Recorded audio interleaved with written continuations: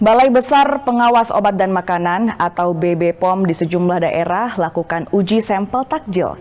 Uji sampel dilakukan untuk memastikan tidak ada takjil yang menggunakan bahan berbahaya. Balai Besar Pengawasan Obat dan Makanan atau BB POM Kendari gelar uji sampel jajanan berbuka puasa atau takjil di Anjungan Teluk Kendari. Petugas mengambil sejumlah sampel minuman dan makanan untuk dilakukan uji laboratorium.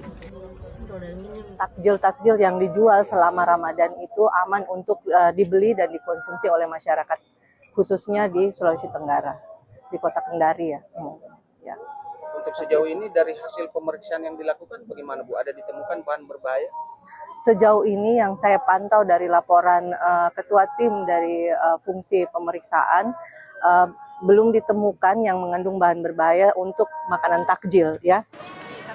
Selain di Kendari, uji sampel takjil juga dilakukan Loka POM Merauke. Petugas mengambil puluhan sampel takjil yang dijual di Pasar Ramadan Masjid Raya Al-Aqsa. Pengujian dilakukan terhadap 4 parameter bahan berbahaya, yakni formalin, boraks, rodamin B, dan metanil yellow.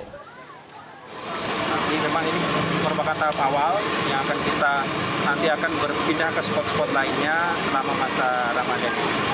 Untuk saat ini yang kami uji 41 masih sementara belum ada yang ditemukan mengandung bahan berbahaya, tadi 4 bahan berbahaya ya.